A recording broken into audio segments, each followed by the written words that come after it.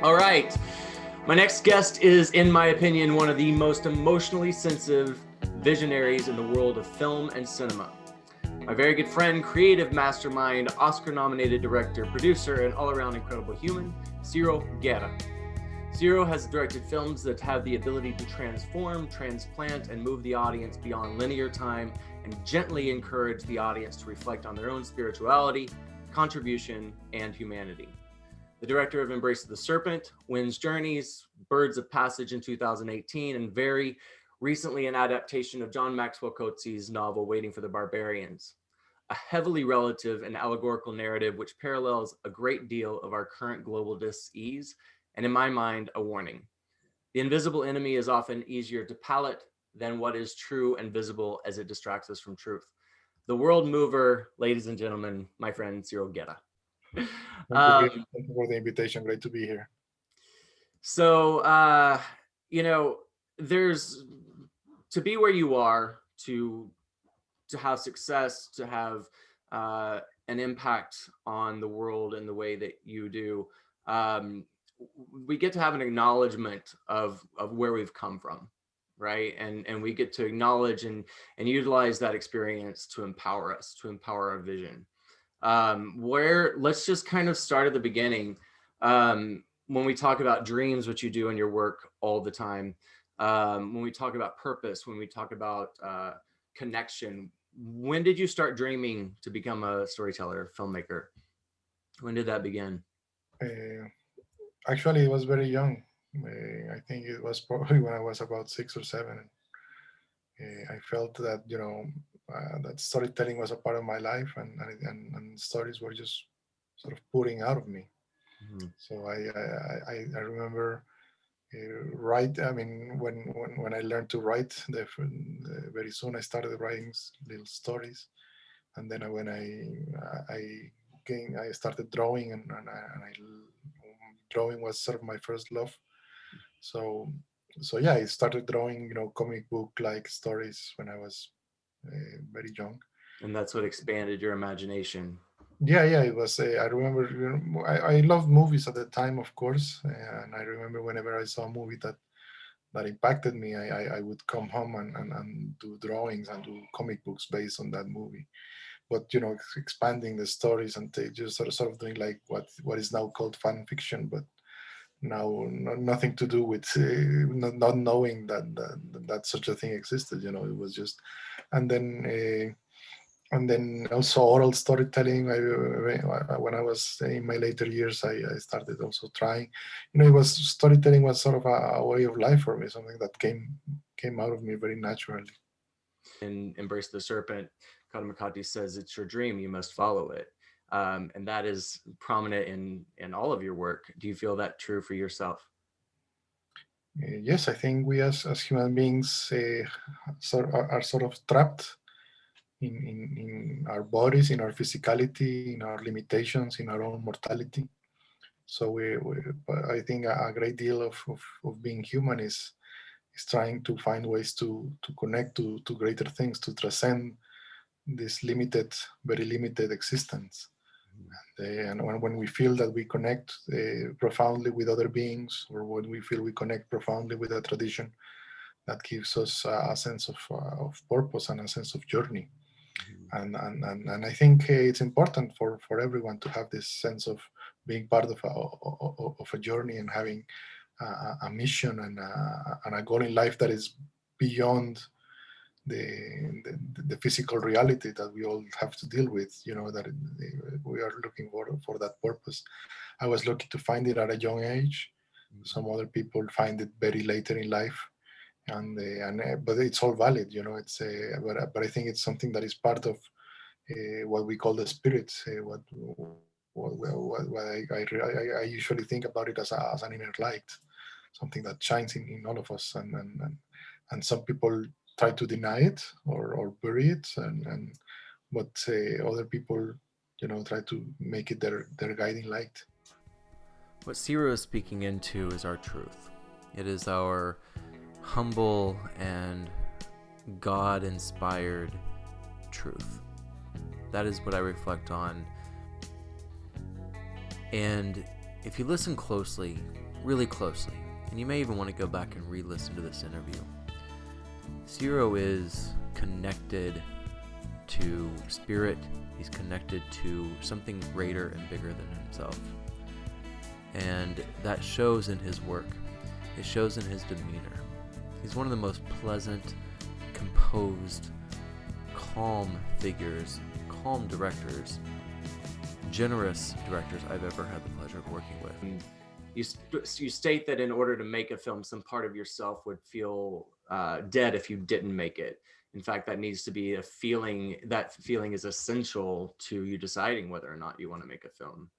And that your films, there's always this element of, at the end of the day, we need to survive. We need to survive the process of making this film. And that just speaks to me that there's something bigger than ourselves.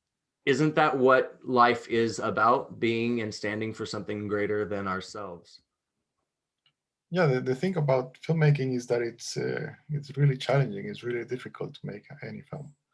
So yeah, well, you have to feel like it's worth it. Is where that it has, and so that's why I'm always looking for that greater purpose in every story, because otherwise it's just a huge spend of energy, of time, of resources, of a lot of people's passion and time and effort, and yeah, it has to be, and I would feel guilty if that wasn't in the service of something that went beyond, the just the money or the success, or these elements which are very short-sighted, very in the short term. And yeah, I think we need to be respectful of the gifts that are given to us, and use them in the best way, in a way that it's about following a route that feels right for you. That it's one of the great teachings of Don Juan in Castaneda's books is that to follow the paths that have heart.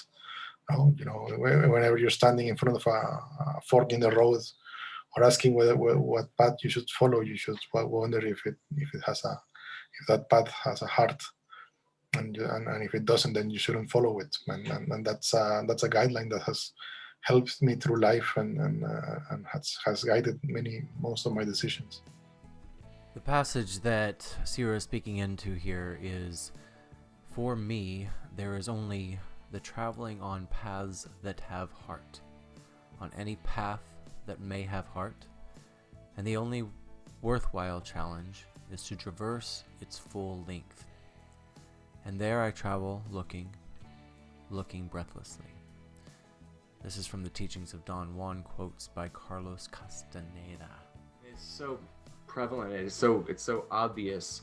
I agree. I think I would say probably 99.5% of my choices have always been in the line of, how is this going to benefit? How is this going to evolve? How is this story going to better the world?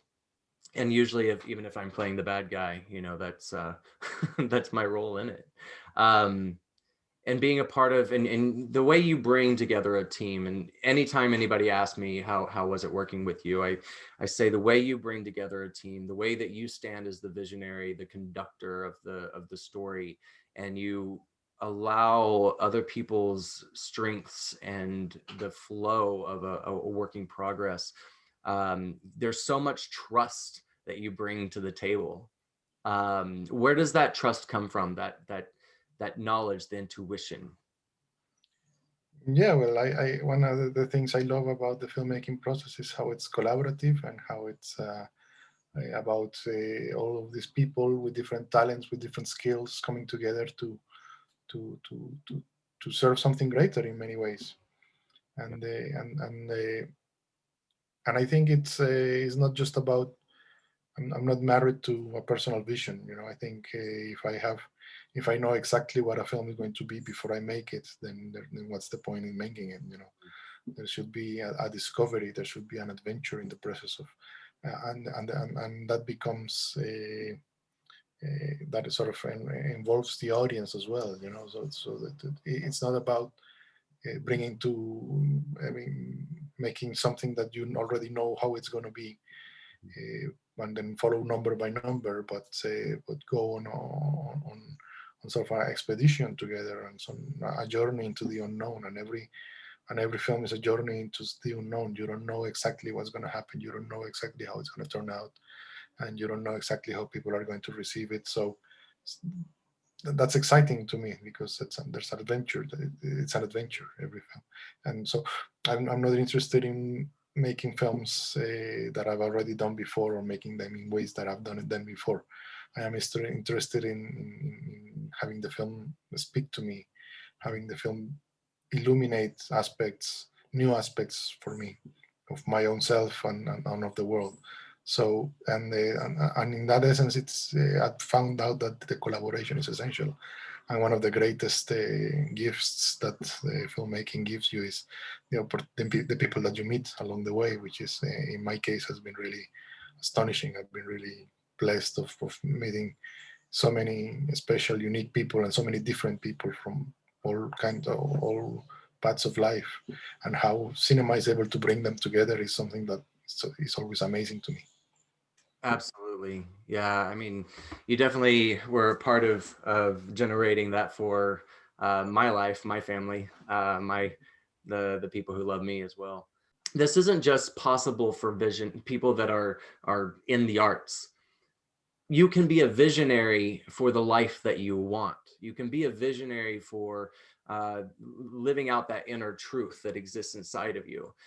Your medium just happens to be film. Somebody else's medium could be, being a doctor, medical field, gardening. And what would you say to people that feel like, those limitations that we talked about earlier, the things that we are physically limited by our bodies, but we are able to transport past that through vision.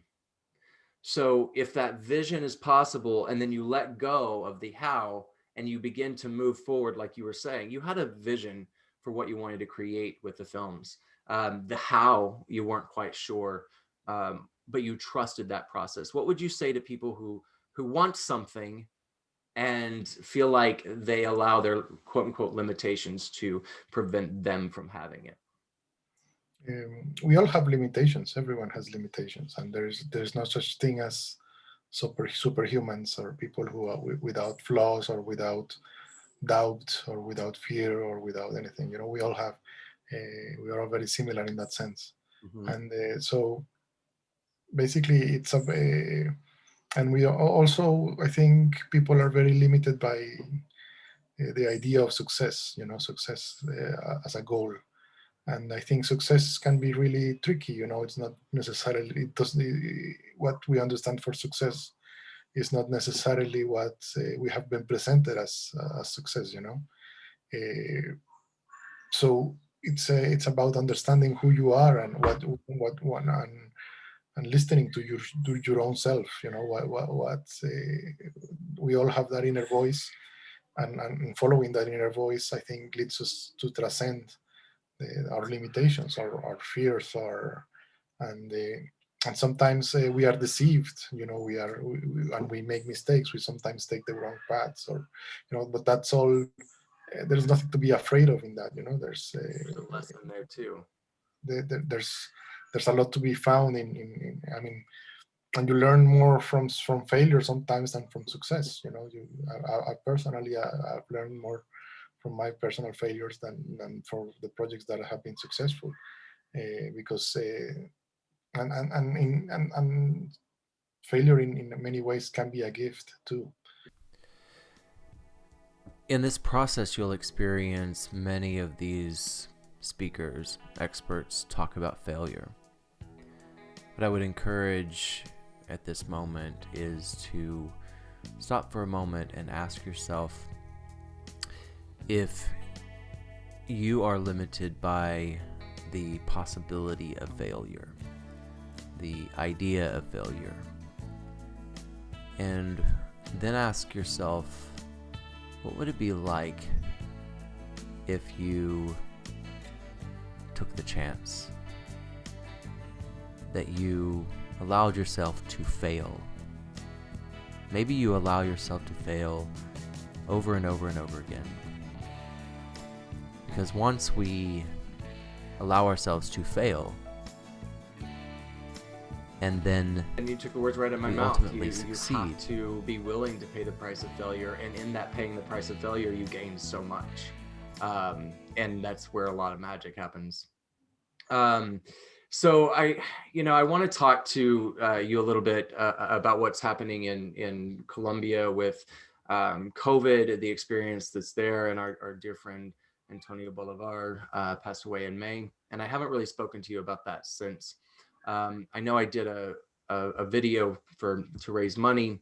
What is where are we now in Colombia with COVID and the awareness brought around to the communities there? Yeah, well, sadly, like for the rest of the world, COVID has been a disaster, a great tragedy. Uh, Sadly, our government hasn't reacted the best way to this crisis, to this situation, and we are going to be amongst the last countries to get vaccines. Right now, nobody has been vaccinated yet here in Colombia, as opposed to many other countries where the vaccination has already started. But yeah, we have the many. I mean, the many problems that we have seen around the world, but also, we have also witnessed a great solidarity and great effort from communities pulling together to get through the crisis. But yeah, it's going to be a mark for the following years for this, because recovering from this blow is for everyone is going to take a long time. Yeah, well, but I think it's also, it's a crisis that has shaken us, and hopefully that shaking awakens the parts of us that need to be awakened, because I also feel that this crisis has given us all a new perspective on our lives and on what's important for every one of us. And actually that's in line with another question is what do you think the metaphor is? I mean, I have my own opinions that I share quite often. What do you think the message is? How can we reflect? No, it's going to take many, many years and a lot of reflection and art and creation and to make sense of what's happened. I think it has been just an overwhelming change. I also think that it has brought many of the things that it's sort of like the future landed on us suddenly, because many things of what the future is going to look like are becoming clear now. If you've seen any one of Ciro's films, you'll recognize pretty quickly the message, or one of the messages, in which he associates the relationship between man, humanity, and the experience of Mother Nature and nature. Nature is telling us something. We might be advised to listen. What do you think Katamakate would say to Evan right now in this pandemic, this experience? No, I think the indigenous communities have been very clear about their message about this, is that we haven't behaved in the best way, and we haven't been respectful to nature, and nature is showing us her strength, and how in literally a very short moment of time it can bring society to its knees, and how we're all dependent on it, and how and it's in agreement with what most of the scientific community is saying, that things like global warming and deforestation are opening up doors for this kind of viruses to appear or to reappear. Then some of them have been sleeping for centuries or millennia, and how we are the way that humanity has disrupted the natural equilibrium comes with a price, and it's something that we need to address and prioritize first and foremost before anything else. Priority right now. Yeah. But the indigenous communities have been telling this for generations. Yeah. And, and saying, just because we don't want to hear it doesn't mean it's not true. And, you know, when we learn from those who are connected spiritually to the earth, and they do say this, we get to listen, we get to be a part of the solution. And I think that that's what's yelling and slapping us around right now. It's like Mother Nature is just trying to slap us silly, and we don't want to we don't want to look at what's right in front of us, the truth, because that would mean I would need to be responsible for it. I would need to take some sort of committed action to change things. I feel like so many people don't want to admit, because it would take a change. You would need to make a change. Hmm. Yeah, well, people are afraid of change, but that's a mistake, because everything changes. Change is the one inevitability in life is change. There's no way around it, and and change is coming whether we want it or not. So we need to embrace it, and we need to welcome it, and we need to learn from it, because. But yeah, but we are still it's very easy to exploit the fear of the natural fears of people, and it's very easy to weaponize that, and it's very easy to make people, to turn people into a raging horde. Very easy to exploit the worst aspects of humanity, and to bring them to the forefront, and it takes an effort to bring out the best in us. It's easy to slide into the worst parts of our humanity, but it takes an effort, and taking a stand to do what's right. Yeah, and some of those things are to blame others, to blame things outside of our control, to exercise the use and feeling of hate or revenge or jealousy.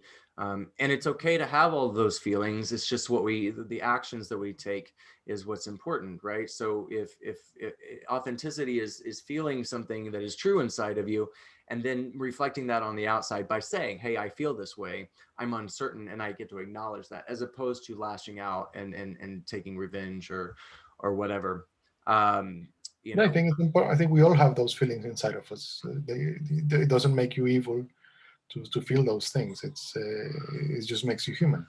yeah, But there's the beautiful indigenous tale of the North American Indians about the two wolves coexisting in the human soul.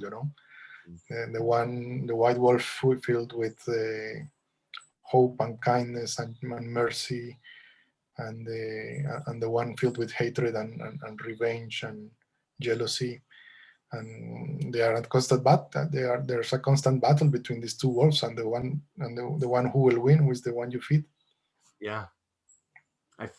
It's and to not have shame around feeling those things. I feel those things. I'm human. Okay, cool. I'm going to embrace it, and then I'm going to shift my way of being into healing that is in the world that is like my emotion. Yeah, it's so true. That's why storytelling is important, because it helps us to understand those things, two aspects of us. That's why myth is so important to me, Mhm. because it's the way that we humans have found to make sense of all this madness and chaos around us. Yeah, and to be able to connect that to story, to create metaphor, which the director does, which the writer does, and then for the audience to interpret that, and to being able to take a step away. And I think that your work does that. Your work, I mean, I'm not saying anything that anybody doesn't know, but you reach really deep down into the human psyche, and you show the best and the worst of all of us. And it's an opportunity for us to really reflect. And I think that that's what's being exposed right now in the world is the best and worst of all of us. So we can choose to transform, as you said. We can choose to listen to Mother Nature, or we can choose um, to ignore it, and that's not going to serve. It seems to me that since Embrace of the Serpent came out, because when you had asked me, when we were talking about, and prior to me even coming down there shooting, there was a lot of limited information. I got Wade Davis's One World by Wade Davis, And then now there just seems to be so much information. Even Richard Evans Schulte's son was doing a speaking engagement, and I couldn't find anything on him prior to. Do you feel like, and there's probably results that show that your work has been important in bringing awareness to the Amazon and other cultures in a way that's transforming the conversation we have around it. Do you feel that? Has anything come up for you? Yes, I think it's a special film. It was a special story that needed to be told, but people were needing, and it somehow touched a profound fiber in audiences around the world, and it was really wonderful to see how audiences around the world in places that in completely opposite cultures, in places that I could have never imagined, would see their own story reflected in the story of Karamakati and the two scientists. How that and yes, it definitely put a spotlight on Amazonian people and their plight and their struggles. And now there's the presidential candidates here in Colombia have to go down to the Amazon and meet with the Amazonian people, which is something that Wow. they used to do before, in order Wow. to say that they care about what they are saying. And yeah, I think that's and a lot of people who had no image of what the Amazonian people were like now have an image, now are able to have an image of them, and that's also an important part of humanity, being able to see each other and to recognize ourselves in the other. That is essential, because otherwise the other is a barbarian. The other one is a threat, someone that is coming to destroy, because there is no humanity in front. That's why we need storytelling from all over the world and in every language and from every culture, because storytelling brings us together in that sense, that allows us to recognize our own humanity in those who are completely different and who have a completely different background, a completely different history. So that's why we need to be open to storytelling from every culture and every time also. Yeah.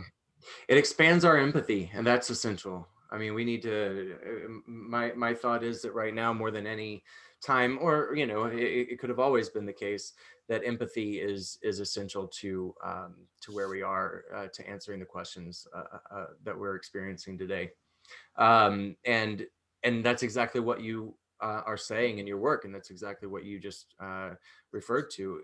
Us being able to go on the journey of the explorer to some degree, to have the experience of transformation of thought, transformation, a willingness to not be right about something. Well, right now we get to shift. We get to see that our community, our love for one another, our unity across the globe is more important than my need to be right. And that's a big message I feel like I would like to share, and I feel like you exemplify. One of the things I so greatly appreciated about watching Ciro work on set was his willingness to listen, his willingness to create a team of experts, and willingness to be able to take a step back and, above all, not need to be right. In filmmaking, was there somebody in your personal life that assisted you, that was there for you, that empowered you, that maybe has assisted you when you didn't believe in yourself? Yeah, actually several people. I've had several of those. Sadly, I lost two of them to COVID. Oh. But yeah, I've been very lucky, and I'm tremendously grateful that I have been able to find these figures in my life that have been mentors, that have been great support, whether it has been a teacher on a special moment, or a producer that came on board my first film and who was the most experienced producer in Colombia, and who believed in me when I didn't believe in me. And Don Antonio, who believed in us, the story that we wanted to tell, and how that story was important. And also Jose Maria Riva, for example, who was the one who really took our films to the international festivals and who believed in those films and helped them to find an audience. I've had without that, it's almost impossible to make your way. You need those figures. Maybe it's one, maybe it's several, maybe I've been lucky to have been blessed with several of them. But it's also important to pass it on, to also be that to people who are coming behind you and who need that support and who need that help and who need that guidance. That's the one thing that you need to pay forward, I think. Yeah. And in empowering others and to encouraging others, reaching, I call it the reach deep down experience. So some of my students that I mentor or friends that come to me for support, I literally visualize myself taking my hand and reaching into their chest, exposing the light and the brightness and the power that they have, and holding it up to them and saying, this is you, this is how I see you. And being able to bring out that optimism, bringing out the best of a person, because we can so often believe in the negative thoughts. We can so often just allow ourselves to be petrified by society or those limitations. But the goal of a mentor and the importance of us not only seeking it out ourselves and then reversing it is to empower others. There were so many times that you did that for me on set, and I know that you do that across the globe. So obviously I'm grateful for you and our experience. And you do that through cinema. You reach into the audience and you say, I can either choose to be the best of myself, or I can choose to go the way of fear and non-action. So I appreciate that. Yeah, that's the goal. That's what we hope to do when we make films. I think it makes it worth it. Makes all the effort and all the pain and sacrifice that you have to do in order to make films worth it. Yeah. Wow. Yeah, absolutely. So what are 3 things that you are grateful for? Oh, Just 3. You can only name 3. yeah. I'm kidding. You can name as many as you want. No, I'm just grateful for today.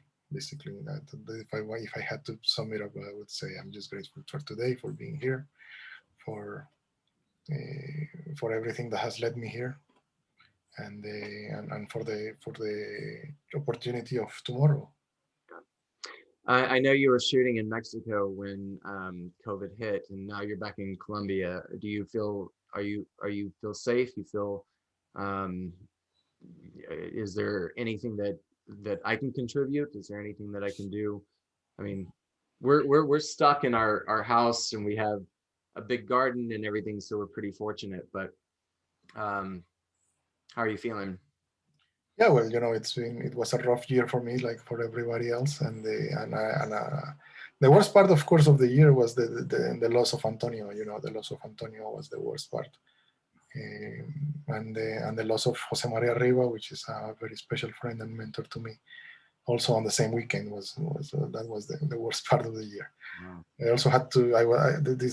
We were shooting a dream project in Mexico that we had been working on for a long time, and to see and it had to be canceled. It couldn't continue because of the conditions of the pandemic. So yeah, you have a dream and then you lose it. You see it disappear in front of you, and that just reminds you of how frail everything is. Ciro mentions 2 things of importance here. One is the frailty, the uncertainty of life. The other is our mutual friend and Antonio Bolivar, who plays Karamakati in the film Embrace the Serpent, having lost him to COVID. Ciro also mentions another close friend who he also lost to COVID, representing the fact that life is uncertain, life is frail, and the choices we get to make get to be brave and get to be bold because of that. There are other people who have had, their love taken away from them, their family, their or their lifelong dream, what they have worked for throughout their lives. And we have seen that in this period of time. So yeah, I'm just grateful that it was just a project, even though it was a very important project for me. But in the end, it's just a project. Well, there's also the mindset and the heart set of acknowledging that something is um, that although it's stopped for now, there's possibility in that's going to happen around the bend. There's another approach. There's something else in a way that we can get this message across, and this isn't going to be forever, and you get to use it to the benefit, and then ultimately you get to go back into production. I don't know if that's on your radar, if it's just kind of out there in the ether, but everything's possible, I believe. Maybe it's just going to look a little different. Yeah, everything's possible, and every day is full of possibility, and you never know what the forks in the road are going to take you, but you just need to follow what you feel is true to yourself, and even though it may not lead to, it almost never leads into where you expected it to lead. Quite Just often the greater, isn't it? just the adventure is worth it. Yeah, it's quite often greater. So uh, there are a few words that I use to, or I think of when I think of you, and I don't need to say them in this interview. I'm going to, but there's something I like to do, is to ask, how do I want to be seen? Because that, when I'm asking how do I want to be seen in the world, it kind of it holds me accountable to how I'm being and who I'm being. And these are things that you represent in my mind. You just exude these because of your way of being. Has nothing to do necessarily the actions you take or the art that you supply. That's the byproduct of you being this way. My thoughts of you are poetic, brilliant, wise, empathetic, calm, patient, generous. Those are some of my adjectives that I like to use to describe you. You're very generous. And I reflect upon those moments when we're on set. I reflect upon, putting myself, if I were in the director's shoes, how tough that experience must have been for you. In all the compartments, and it was such a family. It is such a family, a team of people that are coming together for that greater good, that bigger vision. It must be so. And and for Christina as well, in Embrace of the Serpent, and in Birds of Passage, those natural obstacles that you were constantly faced with. Is there anything that you use or think about to move you into that calm, that patience, that presence while you're on set and in your life? I think the best way to put it is someone is I think it was I mean it's like you're holding a candle, and that candle is what the light that you want to put into the project, and then you have to keep it alive through a water roller coaster. That's the way it feels, because there's so much challenges and so much stuff that goes in the unexpected ways or wrong, and you just have to stick to the thing that made you want to do it in the first place, and let that guide you. But yeah, it's astonishing the kind of problems that you can face and you can come up throughout the whole process.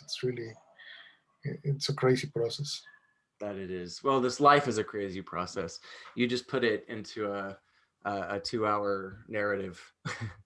You reflect life wonderfully.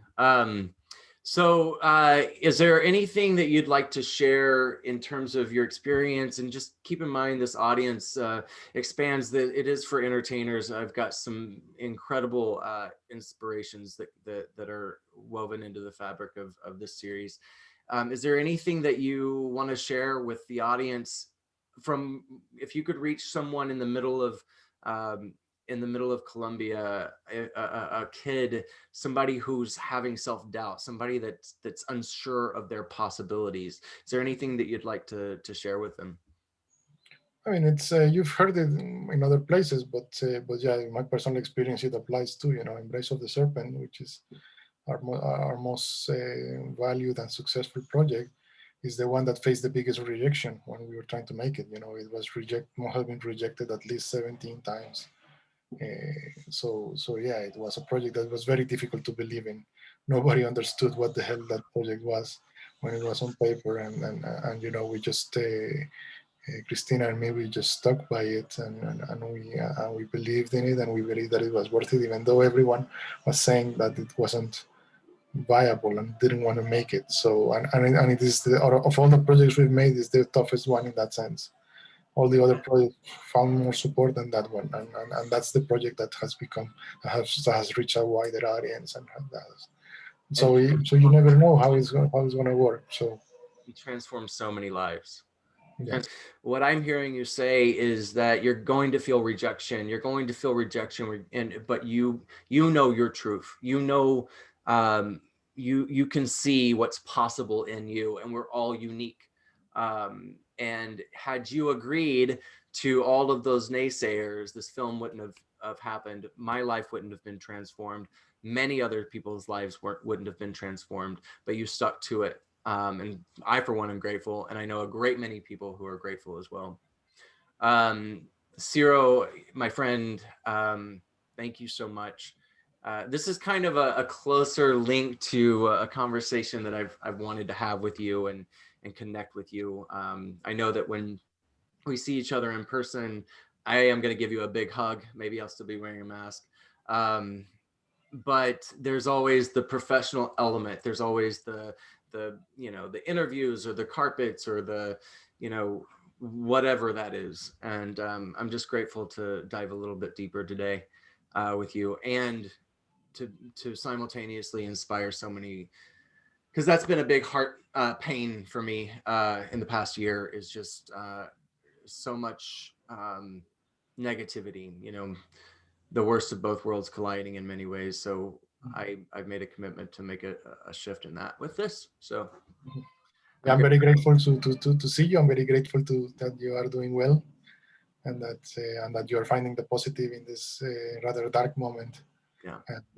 But yeah, it's always great to see you, and in any way I can support this project that you have. I'm very happy to do it. Awesome. Thanks, sir. And vice versa. If there's anything I can do to support, and I know you got a world behind you, as we all do, but I love you, man. I love you a lot. So great to see you. So great to see you, Brian. Thank you. Right. Thank you for this invitation. Best of luck on this initiative. So that was Ciro Guerra, one of the coolest people on the planet, a visionary, a risk taker, a calm and patient contributor to the global art community. Was very grateful to spend time in the Amazon jungle with this man, and it was for sure one of the scariest and one of the most challenging experiences of my life, and it was beyond worth it. So we'll see you guys tomorrow.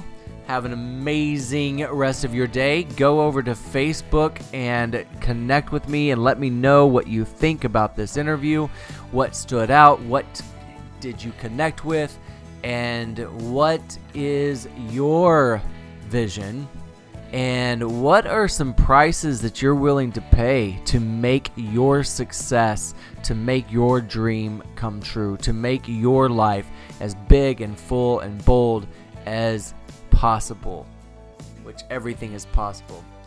So go over to Facebook, hit me up there, and let's talk about your experience with this interview with the incredible Ciro Guerra.